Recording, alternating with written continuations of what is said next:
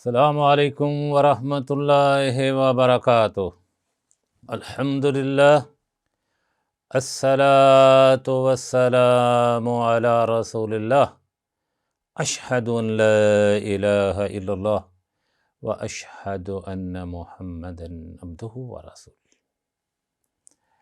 سوال ہے، یہ سوال کیا گیا فضیلت الشیخ محمد بن صالح عثیمین اللہ یرحمہ ویرفع درجاتہ۔ ان سے سوال کیا گیا کہ کفار کے ممالک کی طرف سفر کرنے کے بارے میں کیا حکم ہے؟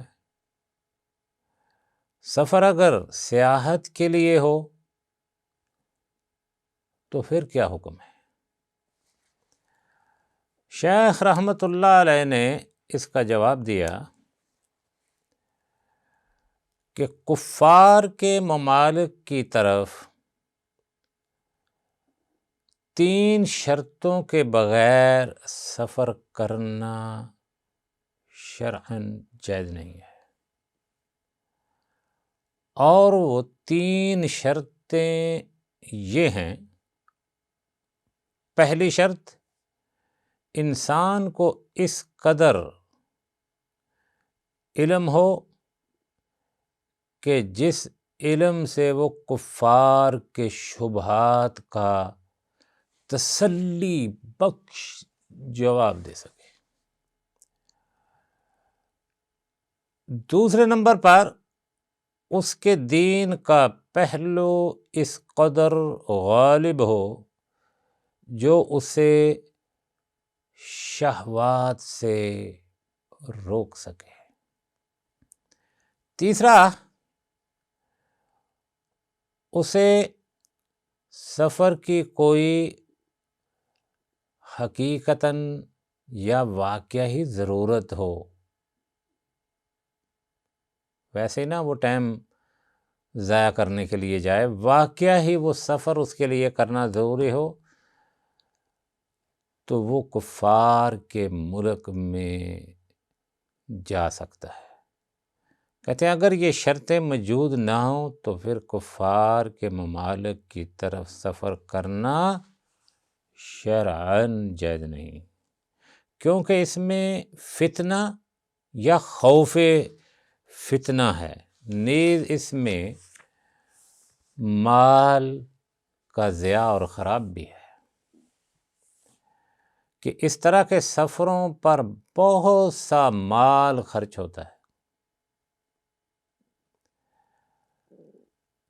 اگر علاج یا ایسی تعلیم حاصل کرنے کے لیے ان ممالک میں جانے کی ضرورت ہو جو اپنے ملک میں حاصل کرنا ممکن نہ ہو، تو پھر بھی جیسا کہ ہم نے ذکر کیا، اس کے پاس علم اور دین ہو تو پھر اس میں کوئی حرج نہیں کہ وہ ایسے ملکوں میں سفر کر سکتا ہے جو مسلمان ملک نہیں ہے۔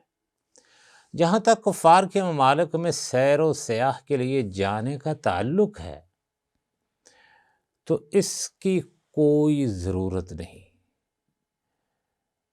سیر و سیاح کے لیے اسلامی ملک میں جانا چاہیے جہاں کے باشندے شاعر اسلام کی پابندی کرتے ہوں،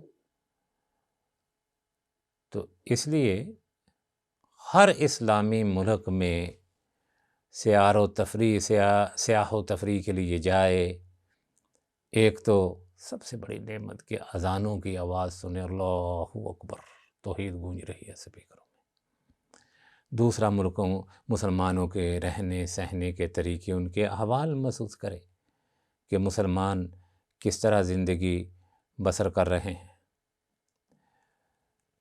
اس لیے جب چھٹیوں کے زمانے ہیں یا زمانے ہوں تو اسلامی ملکوں میں جانا انسان کے لیے افضل ہے اور فتنوں سے محفوظ رہنے کا یہ ایک طریقہ ہے۔ جہاں تک تعلق ہے کہ کفار کے ساتھ کام کرنا یا ان کے تابع ہو کے کام کرنا یا ان کے پاس ملازمت کرنا، تو افضل یہ ہے کہ ایسا کلام تلاش کرے جس میں ان کا دخل نہ ہو، کیونکہ کفار جو ہیں یہ اللہ اور اس کے رسول کے دشمن ہیں۔ اگر ممکن ہو تو ایسا کرے کہ ان سے بچ جائے، اگر یہ ممکن نہ ہو، مجبوری ہو، انسان مضطر ہو، تو اس میں کوئی حرج نہیں، کیونکہ وہ انسان اپنے کام میں ہے اور وہ اپنا کام کر رہے ہیں، لیکن شرط ہے کہ کام ایسا ہو جو شرعاً حرام نہ ہو۔ مطلب کیا؟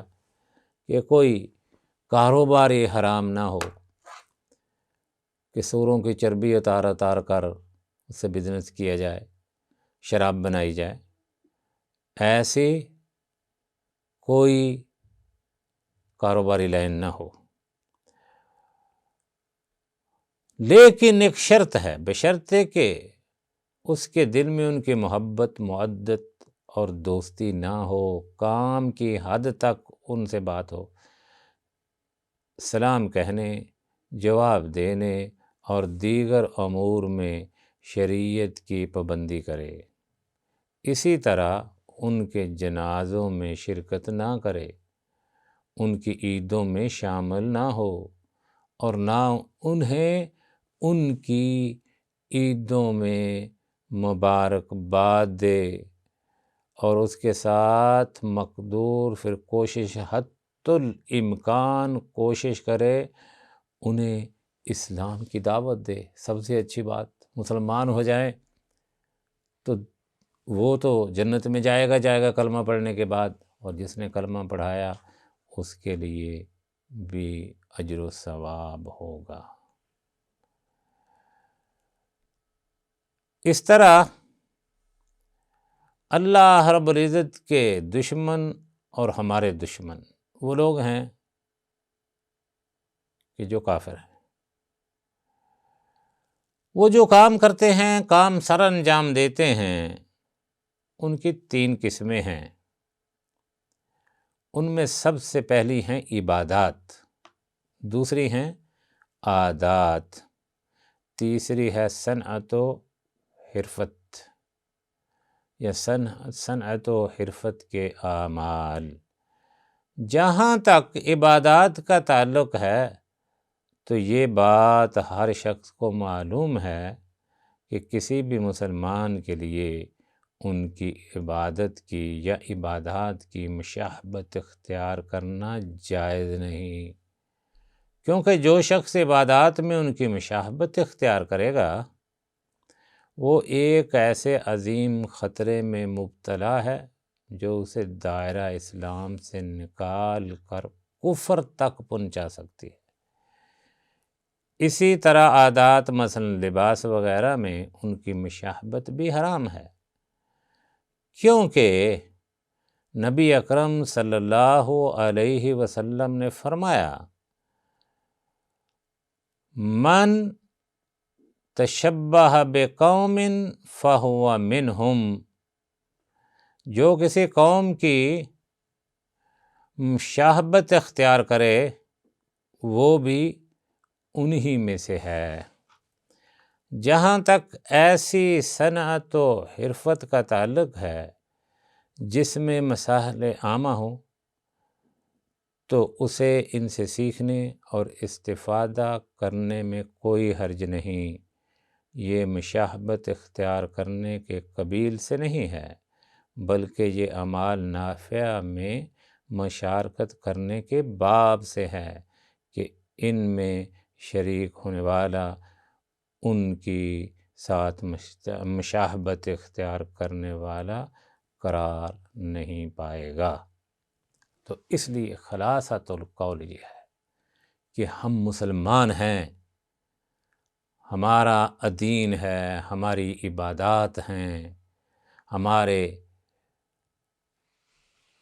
اخلاق ہیں، طور طریقے ہیں رہنے کے، اسی طرح ہمارے کچھ عرف ہیں، ہم ان پر عمل کریں گے۔ چاہیے کہ کفار ہماری تقلید کریں، ایسا نہ ہو کہ ہم ان کی تقلید کرنی شروع کر دیں۔ تو اللہ کے نبی صلی اللہ علیہ وسلم نے فرمایا من تشبہ بقوم فہو منہم، جو کسی قوم کی مشابہت کرے لباس میں اور وضاقت میں، تو وہ معاشر کے دن انہی کے ساتھ ہی اٹھایا جائے گا۔ دعا ہے کہ اللہ رب کریم ہمیں اللہ اپنی کتاب پر اور اپنے محبوب کے کلام پر عمل پیرا ہونے کی توفیق عطا فرمائے۔ اللہم صلی علی محمد وعلی آل محمد۔